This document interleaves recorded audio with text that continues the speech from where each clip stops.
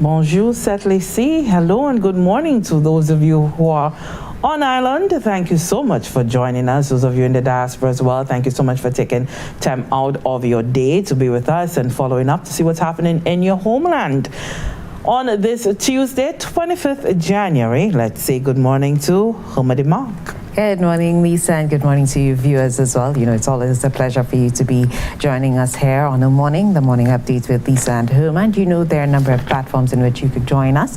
Channel 122, that's cable, channel 122, the Government of St. Lucia Facebook and YouTube channels as well. It's always a pleasure to hear from you, as well as we keep you updated as to what's happening in St. Lucia, like Lisa said.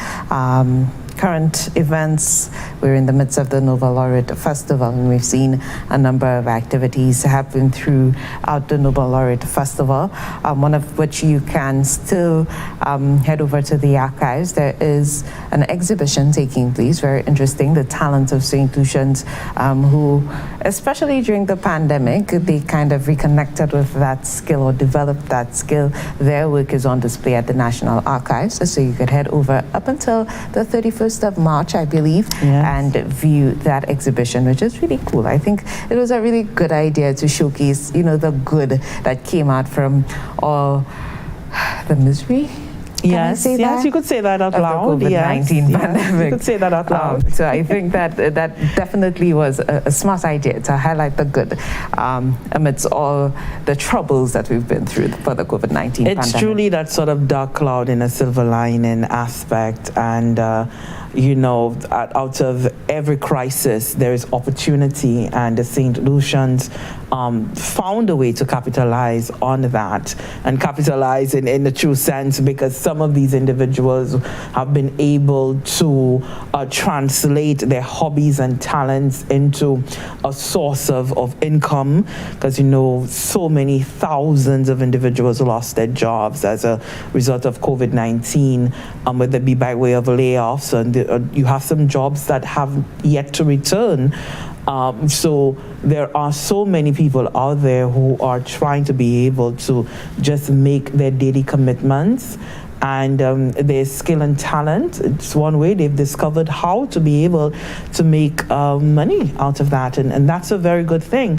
And I'm hoping that sort of spirit continues through Homer, because you know, I've said this on this show before, that I've found throughout the years that somehow there's always been this sort of scoffing of individuals having multiple streams of income, and we've had this silent culture for a long time, that you have one job and you in that one job for the rest of your working life, you know, and it's like people can't think of anything else to do but report to their 8 to 4 or their 9 to 5, and that's it.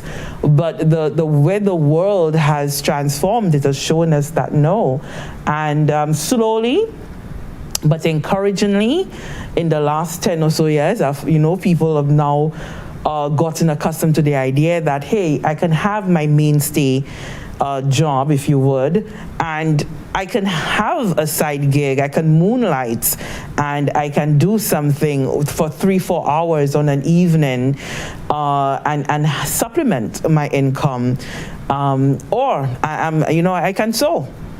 And so I can do that. So for people, you know, do something. I can paint houses and that sort of thing. So I'm really happy that we're beginning to take that sort of shift, because things will never ever be the same again as a result of COVID-19. And that is so true for income and the ways in which we would be earning, the traditional ways of earning an income. That has been so forever changed. Yeah. So true, Lisa. It is so true, and you're completely right. So if you have a talent, and you did not hear, you know, putting the little jabs in there, but if you have a talent, if you have a talent that can make you income, and you're maybe a little scared, take the leap, take the dive, go for it.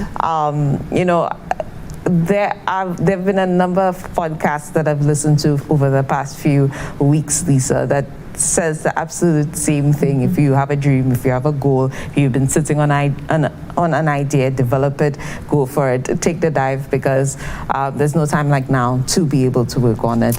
Yeah, ain't no time like now. And you know, a lot of people are afraid, and you're right, people are afraid to take risk and that sort of thing. But I've just really come to appreciate and to understand the sure way to failure is to never try. Is to not try at all. I agree. That's the sure way to failure. I agree. So what do you have to lose?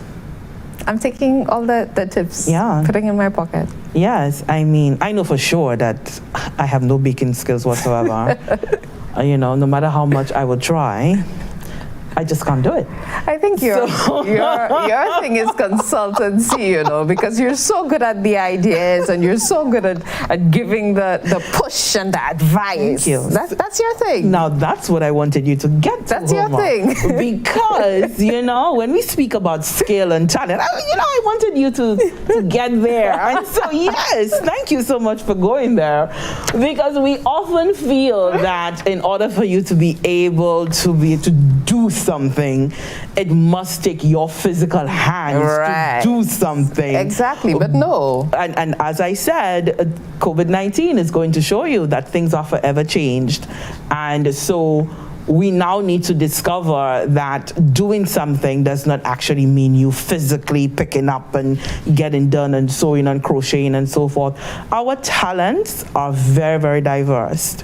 And so you're right, there's some people who would be able to look at something and create. And other people can help you create the idea, can help you bring that idea to fruition.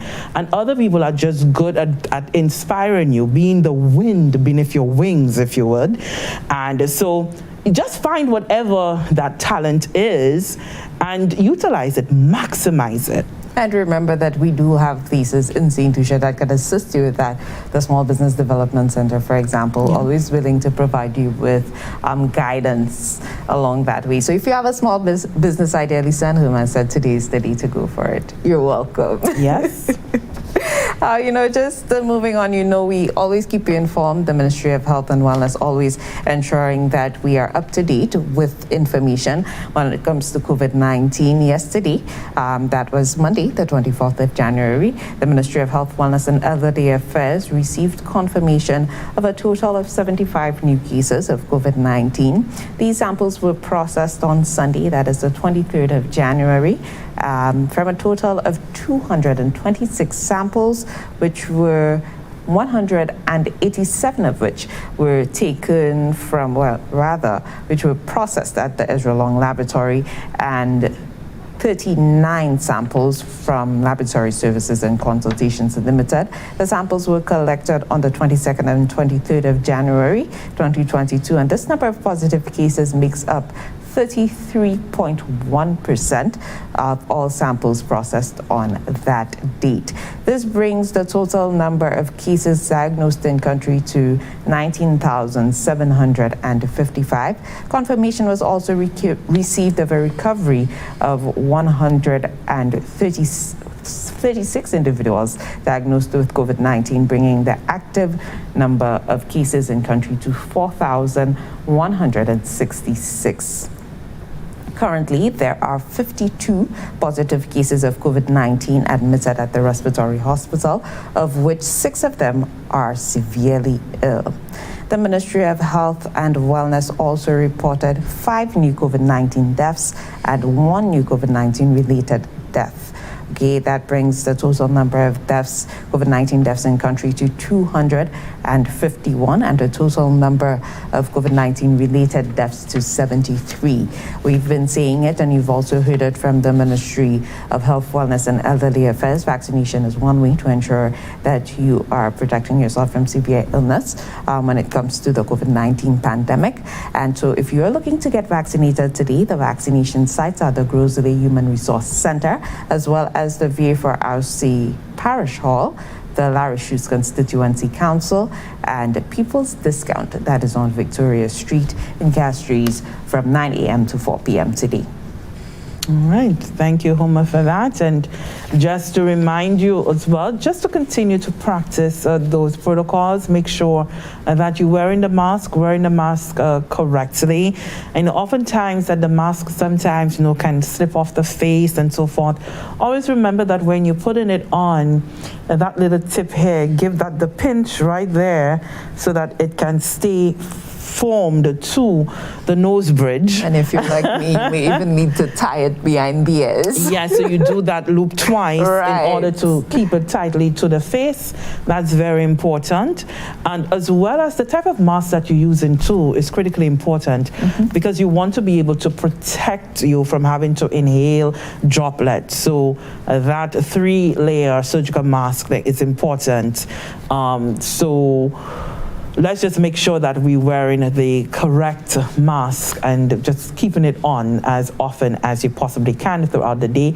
You may need to take a little break from the mask. So if you are in the work environment and you need to just relieve yourself a bit, if you perhaps go into the bathroom or you step outside into fresh air, just make sure that you're not within arm's length of anyone else, so that you try to isolate yourself. And when you take your mask break, that's very, very important. Okay, so, and sanitizing as well, just make sure you do that and follow all of the other protocols, because business establishments as well, they have particular measures that they need to put in place, because oftentimes we talk about the protocols, we only speak on the personal level, while you're wearing the mask, social distancing, hand sanitizing, but the business establishments themselves have particular measures that have been laid out by the Ministry of Health that they too must follow in order for them to create a safe environment for customers, clients, and most importantly,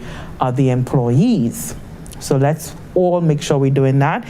We heard from the CMO on Monday as well, late Monday afternoon, that the reduction in those public health indicators are showing that we are heading towards a plateau in the epidemiological curve.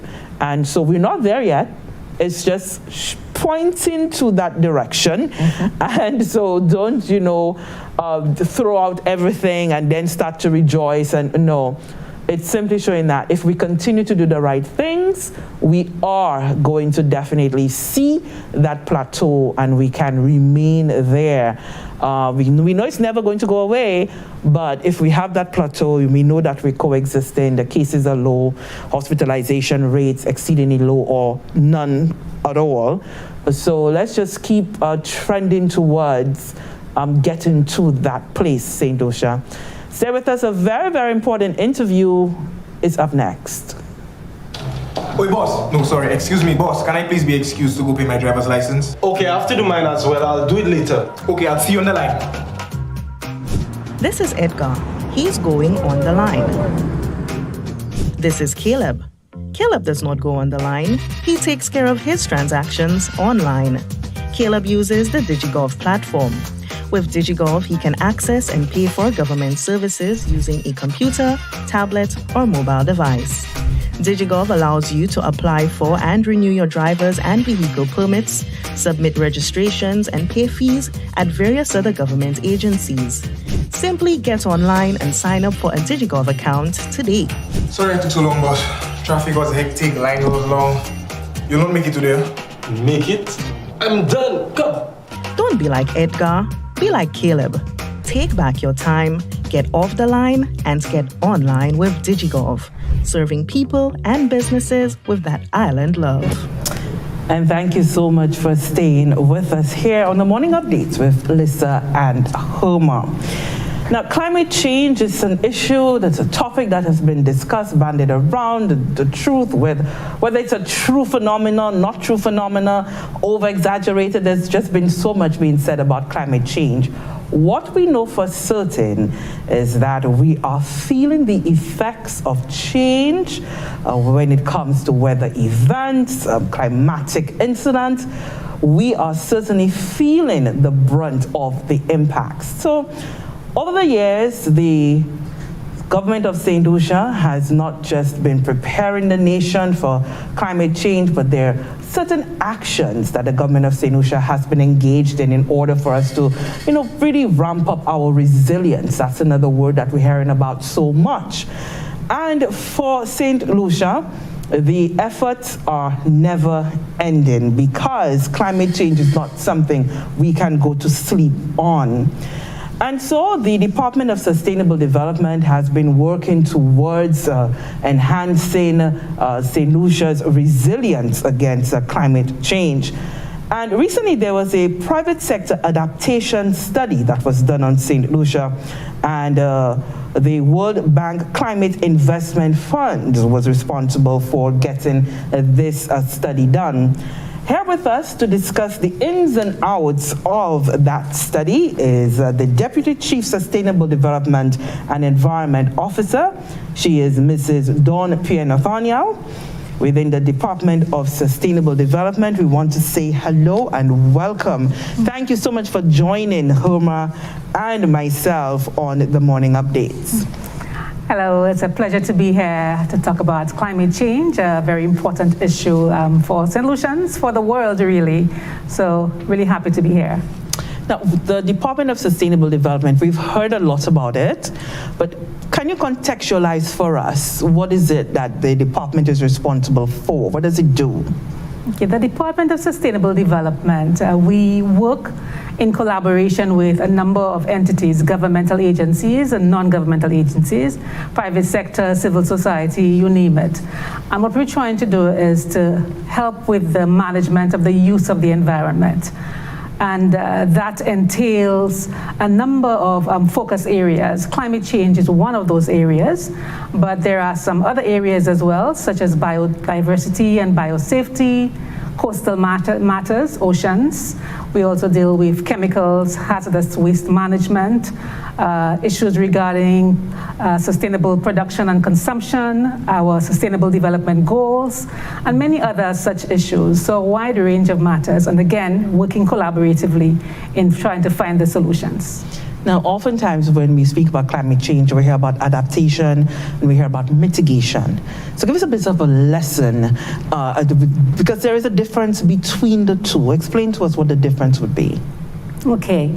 Climate action, you hear climate action, as you said, you hear adaptation, you hear mitigation, all part of climate action.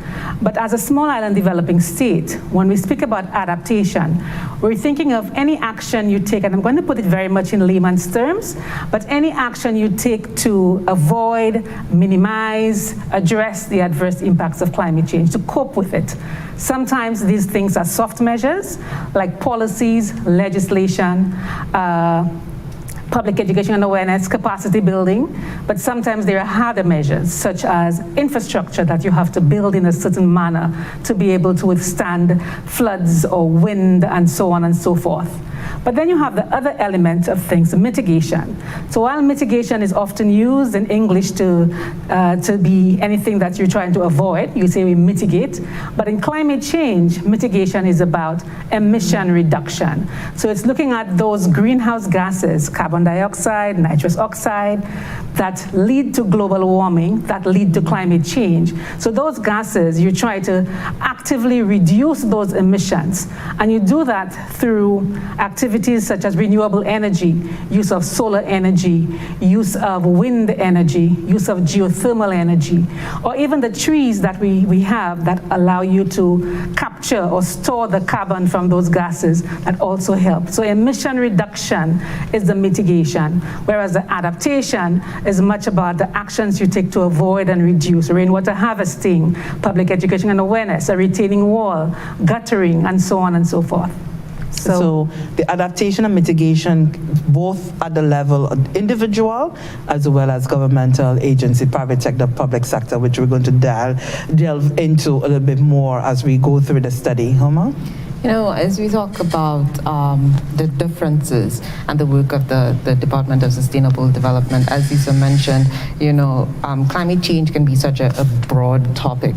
In terms of policy that guides the work of the Sustainable Development Department, can you tell us a little bit about what guides the work that you do? Yes, we rely on the policies that are implemented by the government. So there are policies that are focused, and of course we're talking about climate change, so the policies focused on adaptation that I just referenced. So we have a climate change adaptation policy. And we would have had one from very early years in the early 2000s, but since then that has been revised in 2015. So it deals with all the actions relating to the adaptation that I referenced earlier. And then you have, we also have a nationally determined contribution, NDC, and that indicates what the country intends to do to help with mitigation, to help with that emission reduction that I referenced earlier. So our earlier NDC was submitted in 2015, but we submitted another one, a revised one, to the United Nations Framework Convention on Climate Change in early 2021, January 2021. And that was submitted indicating the actions we intend to take, very much focused on energy, renewable energy. So there's the adaptation and the mitigation side of the policy. And incidentally, there's also what we call a NAP, a National Adaptation Plan. And it really looks at the various sectors that are critical for St. Lucia, where the stakeholders came together and determined that really all the sectors are important, but at the same time they were able to name them, like water and agriculture, fisheries and health and education, infrastructure, tourism, resilient ecosystems, and said, okay, let's look at the short, the medium, and the long-term actions that we can outline to help us build resilience that Lisa was talking about, and to help us to be able to address the adverse impacts of climate change. So that's what the NAP does, and the NAP does it by those sectoral plans. We call them sectoral adaptation strategies and action plans, or SASAPs, that actually try to go into detail as to how we can take those actions. And those SASAPs have been developed for water, agriculture, fisheries, and resilient ecosystems. And we're in the process of working with entities to try to get the SASAPs developed for other sectors, like the infrastructure, education, health, tourism. So it's a process that's underway, but guided by the policy of the government. Actual hardcore policy, but strategies, action plans as well. Nice, you're breaking it down very nicely for us, because you're just listening to you speak. When we think of climate change, for me at least, I tend to see it as this broad topic, but breaking it down into the different sectors and looking at, the role and strategy in each of those sectors, it makes a lot of sense. So you get to kind of zoom in on each of the sectors. You're talking about policy and strategy. One of the things that I could imagine is also important is engagement with the private sector. Can you talk a little bit to how they get involved, or how you engage the private sector when it comes to climate change? Yes, the private sector is indeed a critical sector, and very often, and for many years, they had been omitted from the equation. So we often dealt with the public sector. And it's probably worth mentioning that when we speak of the private sector, perhaps in the developed world, they think of organizations that have an ability to contribute financially to a situation. But in St. Lucia, where we have something, and of course there would be experts who would know the exact numbers, but it's something over 7,000 private sector entities, but the large majority of them are micro and small enterprises. Many of them, over 70% of them, have only about 5 or fewer persons working with them. And the private sector in St. Lucia is very much, in many cases, a very needy group as well. They're just as needy as the public sector or civil society in many cases. Yes, we do have medium enterprises, and we have the large ones as well, but the majority would be the micro and the small. So what St. Lucia did is we tried to have to think of a way that we can engage them, recognizing that there are differences in the sizes, in the types of private sector entities, and so many other things.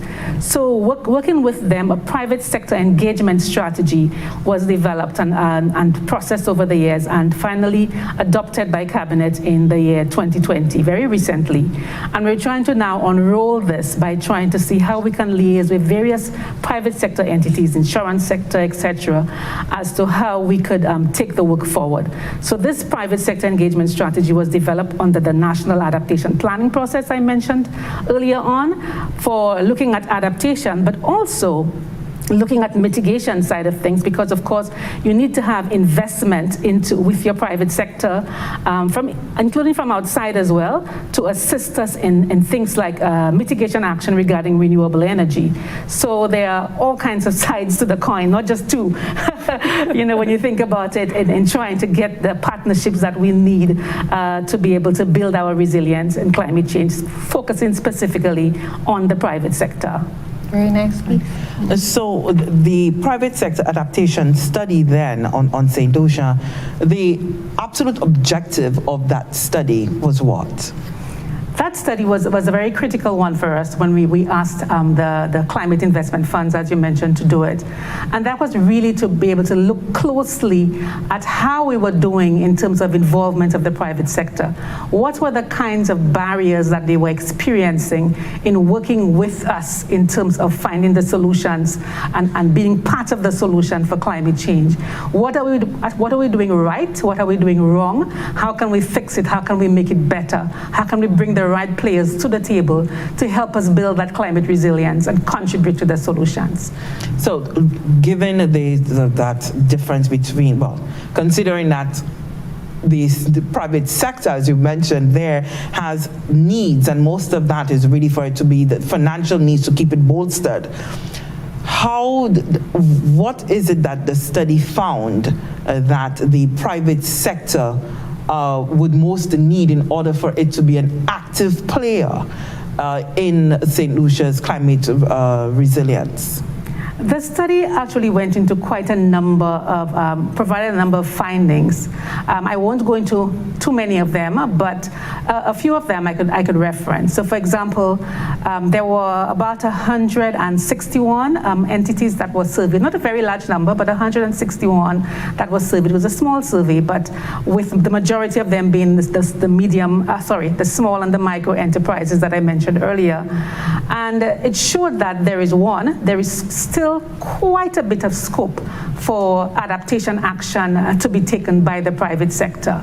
In other words, what the study showed that in very few cases, just a very few of the entities had actually undertaken any kind of adaptation, maybe one thing that they had done. So there's still a lot of scope for being able to work with them in terms of realizing that. So that was one of the findings. The study also found out that looking at the risk, that the private sector still doesn't necessarily fully comprehend and understand that the risk that they're facing in terms of climate change. So yes, they've heard of climate change and they know it's happening, but being able to apply that lens directly to their entity, what it is that climate change can do to my entity, what should I be doing, what should I be thinking of, and who can help me think of what I should be thinking of to be able to find the solutions. Is it business continuity plans? Is it other things? And who should I go to? Where is that help available? And so on and so forth. So that risk and understanding that a risk was something else, that the finding that something that was found out. It was also found that there is quite a lot out there that can still be shared with others in being able to find out what the solutions can be. So for example, there are entities that have had success stories, and there are entities that have perhaps failed or not done as well.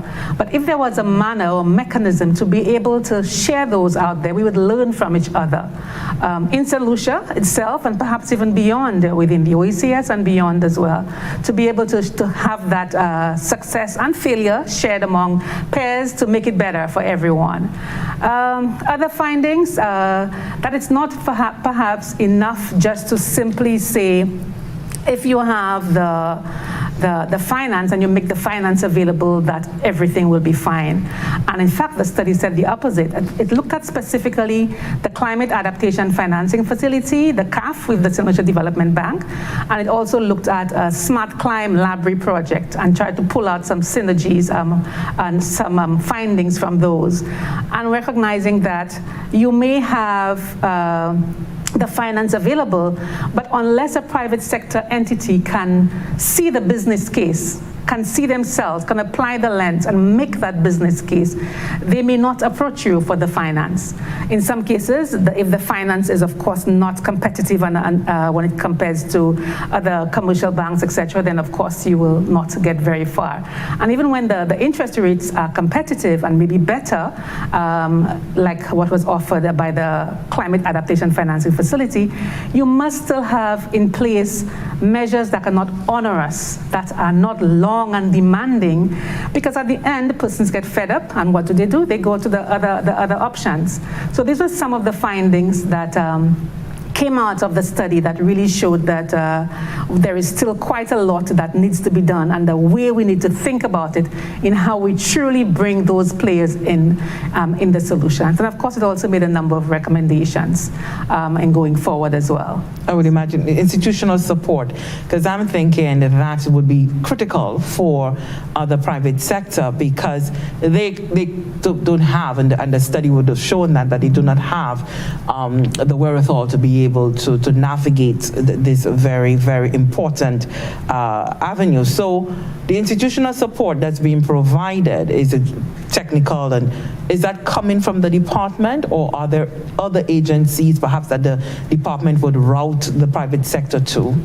Okay, I would say it's definitely a mix. So for example, in looking at the private sector engagement strategy, we would have pulled out a number of areas. So you would see private sector in agriculture, private sector in health, private sector in infrastructure, private sector in the water sector, in tourism, and so on and so forth. So therefore, the expertise where tourism or agriculture would reside with those entities with the jurisdiction and mandate and authority in those particular areas, but working collaboratively with us. So we provide facilitation, mobilization, the enabling environment, the support to be able to assist. When it comes sometimes to knowing of financial sources, we would put them in touch with the right players so that they could access that finance, and we can help them apply or put in the climate change overlay to whatever it is that they're asking for. So for example, we've been working with the Insurance Council of St. Lucia in that regard. So this is why we have something called the National Climate Change Committee with a number of entities, government and non-governmental, because we recognize that the answers don't reside with one entity. It might be the department might be the entity trying to facilitate and lead and mobilize and support and so on.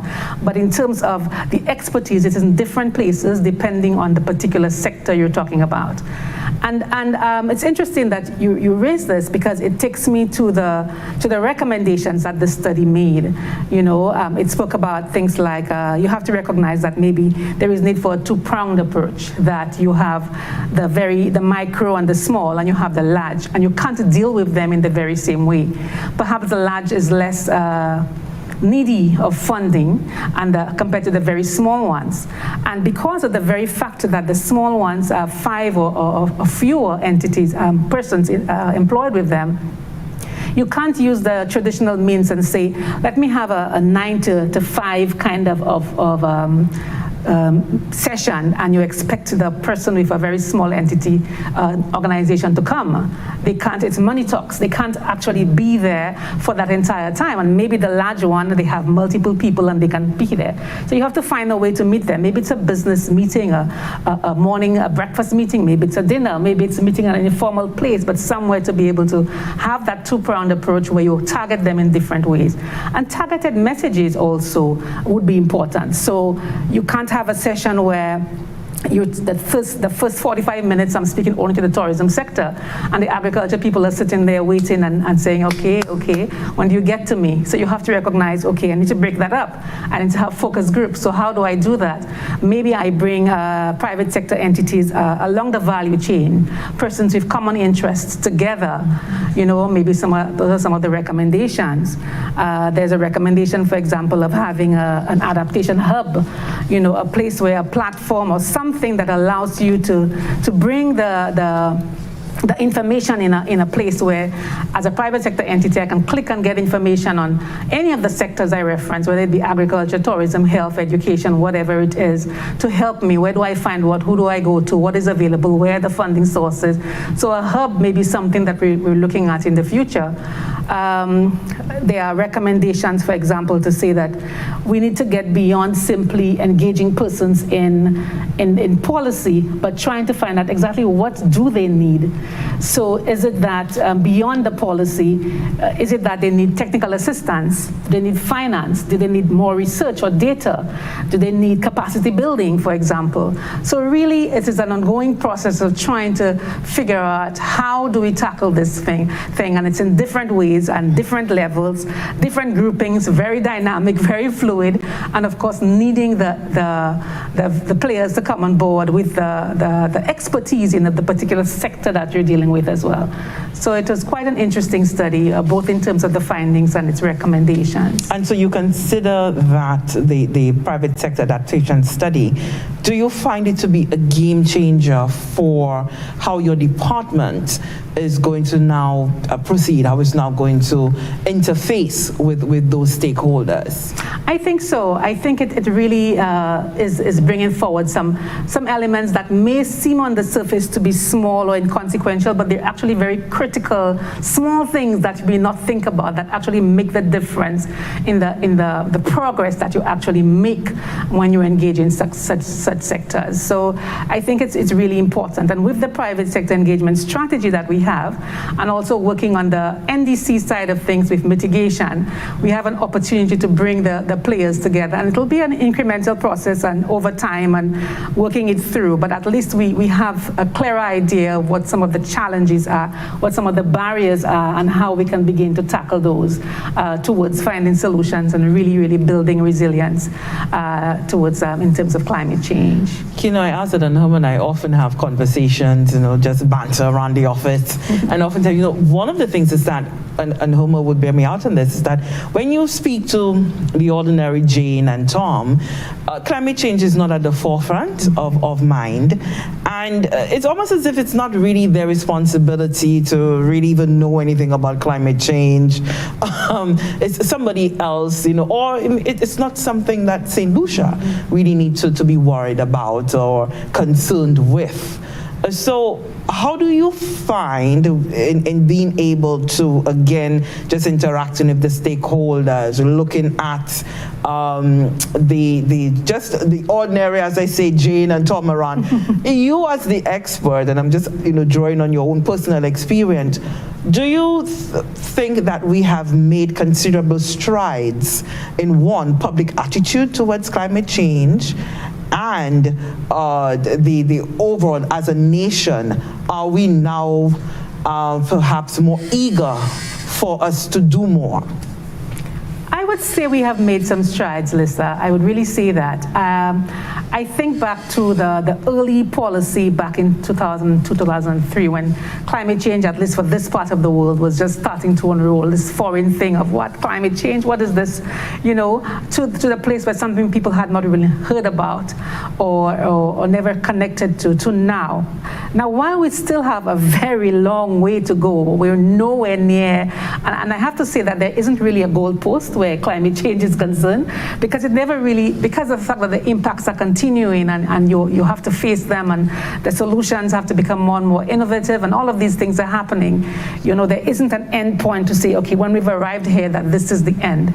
But there's still a number of things that you can put in place to help people deal with it better.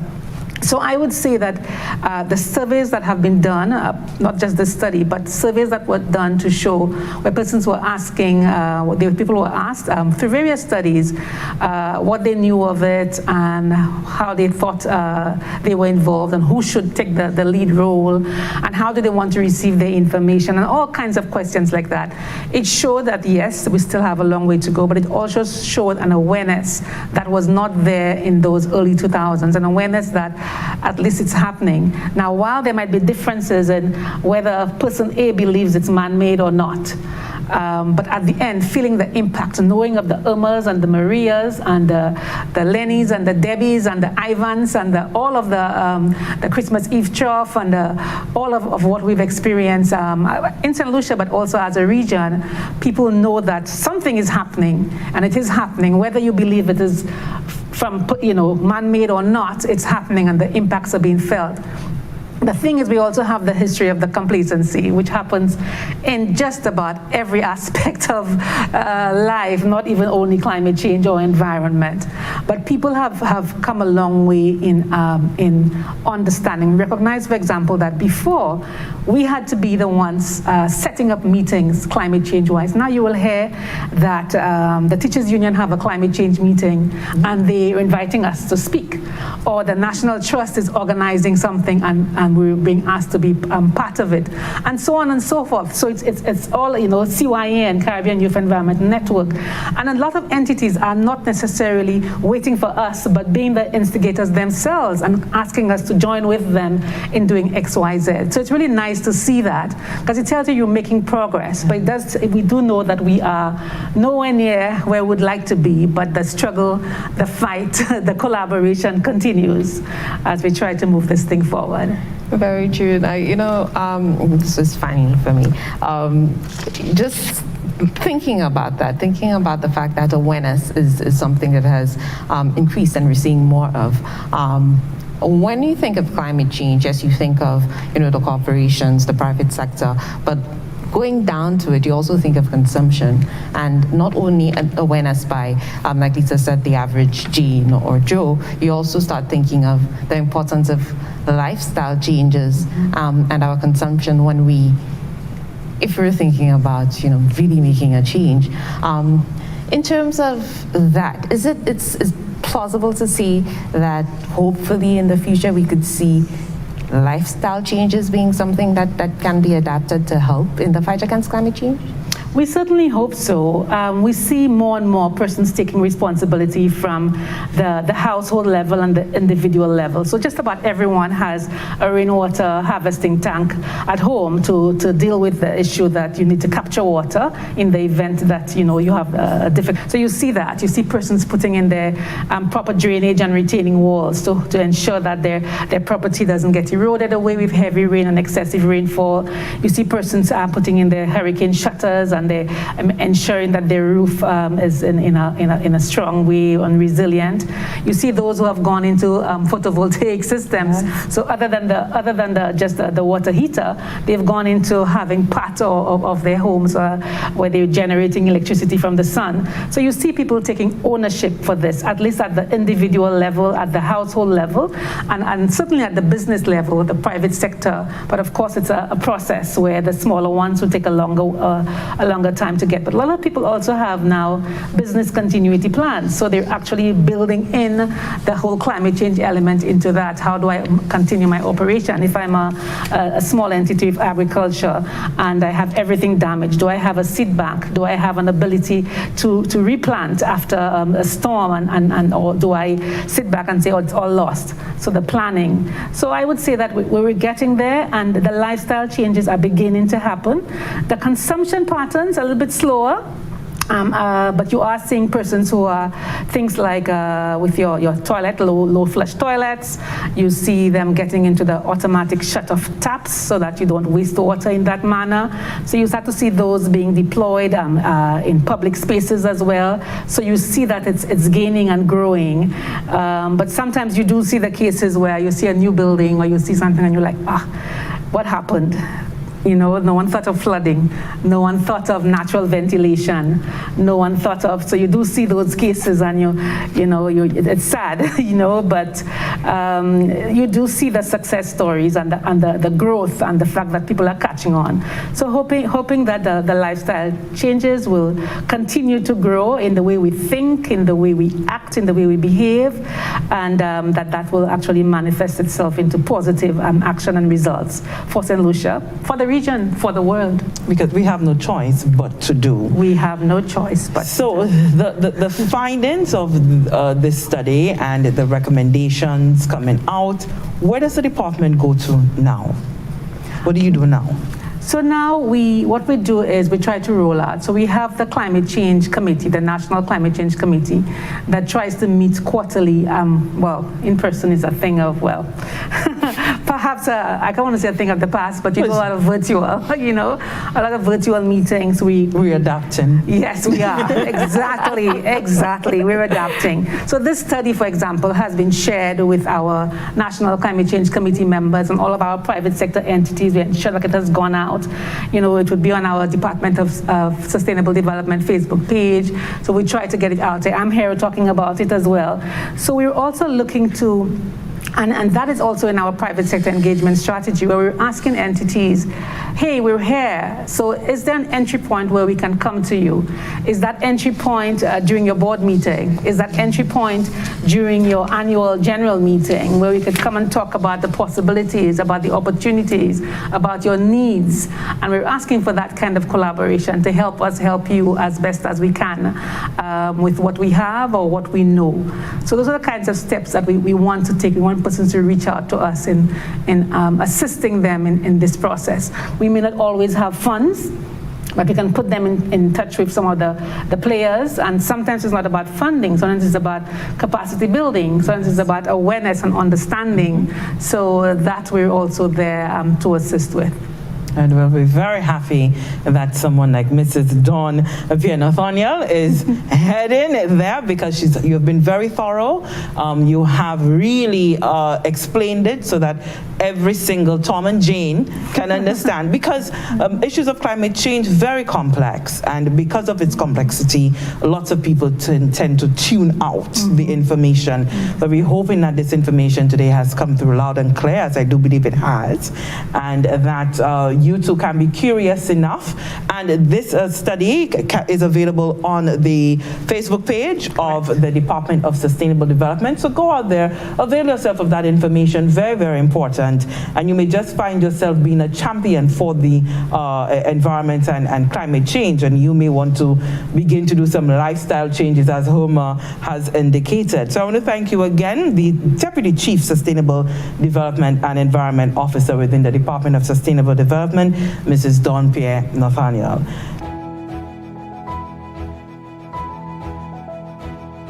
Breast milk is the gold standard that cannot be emulated. It is the perfect food for your baby. Breast milk provides antibodies and protective factors which may fight against COVID-19 should your baby be exposed. Breastfeeding reduces the risk for premenopausal, breast and ovarian cancers. Breastfeeding is the most natural way to feed your baby. Breast milk provides all the nutrients your baby needs for the first 6 months of life.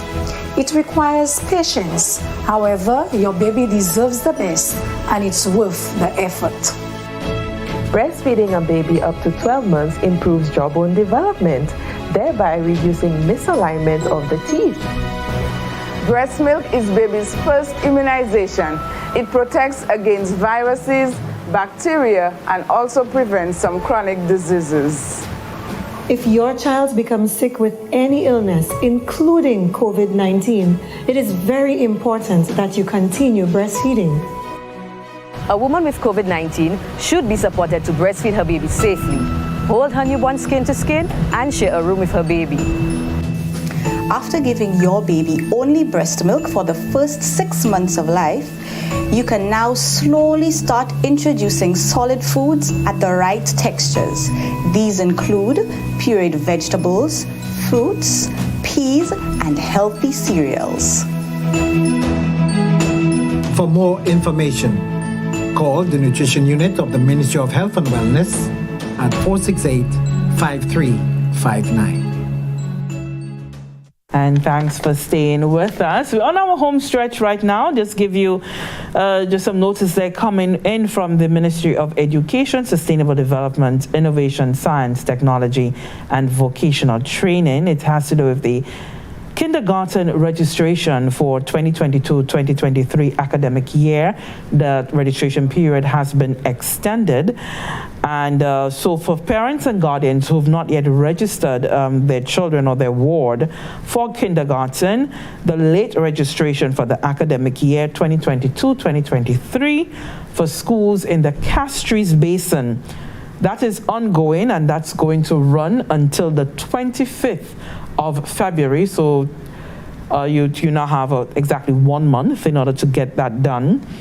The registration is being conducted online, and you can go to kregistration.education.gov.lc. That is kregistration.education.gov.lc.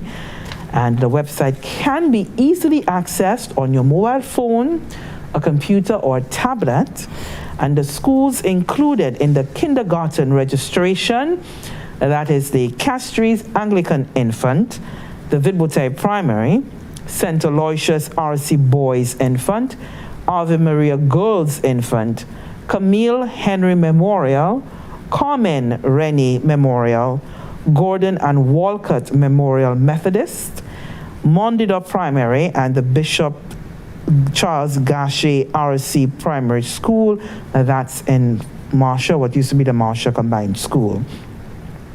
So applicants, you are required to select a first, second, and third option in the event the school of choice is oversubscribed. So just in case, just to be on the safe side, so you have children in the Castries Basin, parents and guardians, just as you do for the common entrance, Homer, your first, second, and third choice for your child, and you are to present the following documents. The first is the child's birth certificate. What else is up, Homer? What else do you need to provide? In addition to that, you would require your immunization or the child's immunization certificate or health card with completed 3.5 or 5-year developmental assessment as applicable.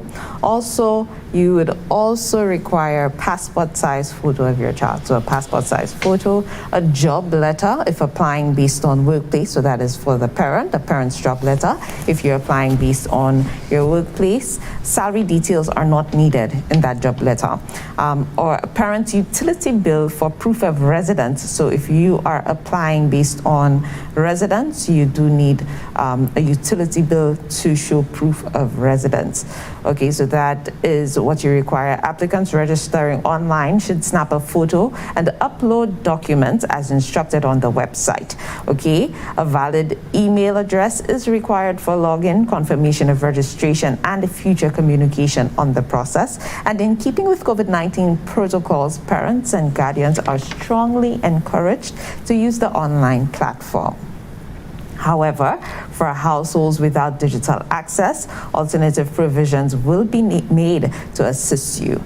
Please or kindly refrain from going to the ministry in person concerning kindergarten registration. Instead, you could give them a call at 468-3221. That's 468-3221. You could also call 468-5259. That's 468-5259. Or you could WhatsApp 720-3252. That's 720-3252 for further information and assistance. Of course, the Ministry of Education, Sustainable Development, Innovation, Science, Technology, and Vocational Training thanks you for your kind cooperation, and they're encouraging you to continue to observe all COVID-19 protocols. Yeah, and don't forget, you have 1 month. So the February 25th will be the end for that registration of children for kindergarten 2022-2023 academic year. So that's right, Lisa. You remember when you were at that age? You have memories of that? I have pictures. I don't think I was the bubbly, lovely individual that I grew up to be, but I don't have one smiling baby picture, you know, so not one. Really? Not one. I wonder why that is. Let's leave that alone. We perhaps need to have a sort of conversation, Homer. I think I was just a no-nonsense type of child, that's all. I was quite nice. My mom always says that you would put me in one place and find me there. So I was not a troublemaker. You're just an instigator. So you would just let someone else do it. I would not get involved. Yeah, and you'll just sit there so angelic and point the other way. That was you. I was very much, I've always been opinionated. My grandmother always gave me stories about myself, as a tiny tot. And some of the things that came out of my mouth then, I'm like, okay, all right. I'm glad I've mellowed out a bit. But yeah, I definitely opinionated. I have a few of those stories too. Yeah. About 5, 6. I think that's when I did start getting into trouble. And come to think of it, it was always from my mouth too. So yeah. But look how well it has served us, Roma. So it's good that we've become so well-rounded and we've been able to... We mellowed out. Yes. And so we've learned how to utilize the gift. So that's great. So we want to say thank you so much for being with us on this Tuesday morning. Just to remind you that we first come into the 28th of January, and that is the deadline for submissions, nominations for the National Awards, Independence Awards. So, February 22nd is knocking at our door. There'll be a whole launch of independence for the 43rd anniversary of our independence. That's going to happen right here on the National Television Network, local stations as well. So you want to look forward to that, how we are going to really as much as possible, enjoy the festivities around that, because we know COVID is going to somewhat curtail the spirit, but we're going to have the spirit nonetheless. So don't forget, the 28th is the deadline for you to submit those nominations for awards. And you can go on to the National Independence Awards Facebook page to get all of those details. You could call in at the Office of the Prime Minister as well for details on that. You could also check out the Facebook page for the Office of the Prime Minister for details. Any other thing, Homer? Yes, just one more. Still in the midst of the Nobel Laureate Festival on Sunday, there's quite an interesting activity taking place in the village of Dennery, Paint the Village 2022. So they are inviting members of the community to bring brushes, pencils, cameras, tablets. Attendance is free and all are welcome. They're going to be painting the library jetty. All right, so that is from 9:30 a.m. and they're going to be painting with Jonathan Gladden. Yeah, very, very talented painter. So that should be interesting. And for further information, you can contact the Library Development Foundation at 455-9910. That's 455-9910. All right, that would do it. Looking forward to seeing the outcome of that. And that's going to do it here for us. Over your shoulder, Homer.